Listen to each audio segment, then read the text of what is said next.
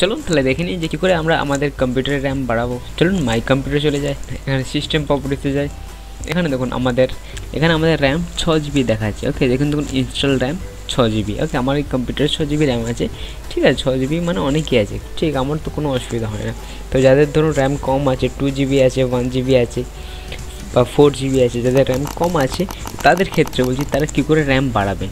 So এখানে দেখুন 6 GB আছে, তো আমরা যতই র্যাম বাড়াই এখানে কিন্তু র্যাম বাড়বে না, কারণ এই যে র্যামটা আছে 6 GB এটা হচ্ছে হার্ডওয়্যার র্যাম আছে। ওকে এটা হচ্ছে হার্ডওয়্যার র্যাম। ওকে তো আমরা যে র্যামটা বাড়াবো সেটা কিন্তু এখানে শো করবে না, কিন্তু এইভাবেই কাজ করবে, ঠিক আছে, এবং কম্পিউটার ফাস্ট কাজ করবে, ঠিক আছে। তার আগে দেখে নিই যে আমাদের হার্ড ডিস্কের সাইজ কত আছে।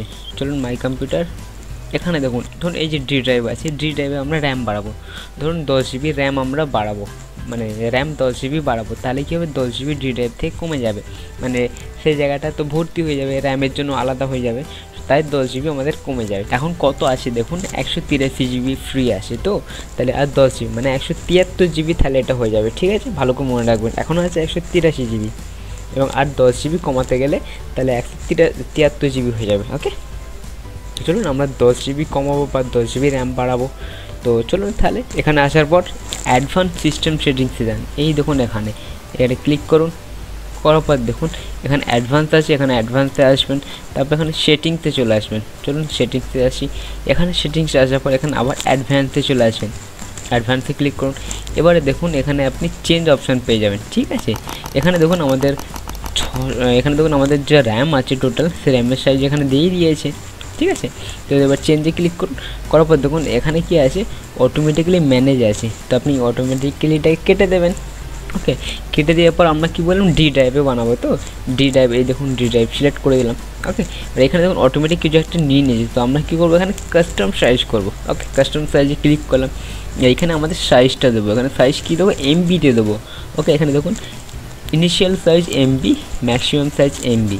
ওকে এখানে কিন্তু জিবি নেয় না, আমি 10 GB মানে 10 GB লিখে দেবো, হয়ে যাবে তা না কিন্তু। ওকে এখানে এমবিতে নেয়, সো আমরা এমবি কী করে ট্রান্সফার করবো, তো চলুন দেখে নিই।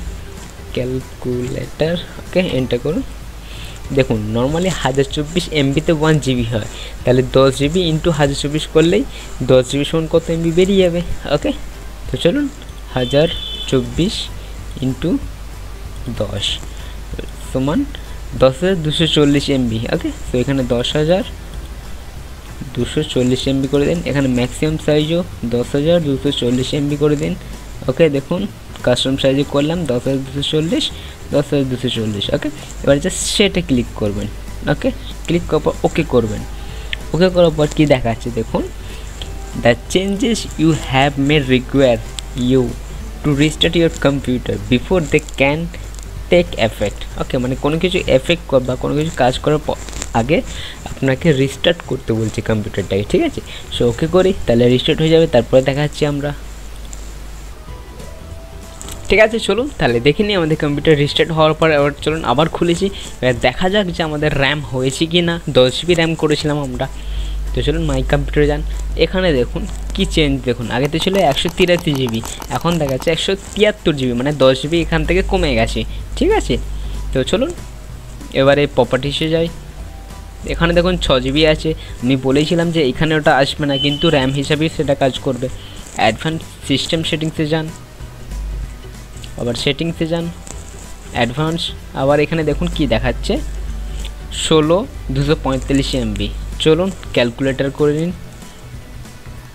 16,245 MB ডিভাইডেড বাই 1024, ঠিক আছে। দেখুন 15 GB সামথিং, 15.86 GB মানে 16 GB কাছাকাছি, ঠিক আছে। তার মানে বুঝতে পারছেন আমাদের র্যাম হয়ে গেছে 16 GB। ওকে 6 GB ছিল আর 10 GB আমরা করলাম, তো এখানে দেখুন সেটা দেখাচ্ছে। ওকে তো চলুন এবারে চেঞ্জে গিয়ে ক্লিক করে, আমরা চেঞ্জ করো না, জাস্ট চেঞ্জে গিয়ে ক্লিক করে দেখবো। চেঞ্জে যান, ডি ড্রাইভটা দেখুন আমার নাম দেওয়া আছে SKW পাওয়ার, এখানে দেখুন 1240 মানে 10 GB কিন্তু এখানে র্যাম হয়ে গেছে, যেটা দেখুন এখানে দেখাচ্ছে। ওকে 10,240 MB কিন্তু 10 GB। চলুন ক্যালকুলেটরটা কোথায় দেখিনি আর একবার, 10,240 ডিভাইডেড বাই 1024, দেখুন 10 GB। ওকে তার মানে এখান থেকে 10 GB ডি ড্রাইভ থেকে 10 GB নিয়ে রেখে দিয়েছে। ওকে তার মানে বুঝতে পারলেন যে র্যাম আমাদের হয়ে গেছে। এবার ক্যান্সেল করে দেবো আমরা, ক্যান্সেল।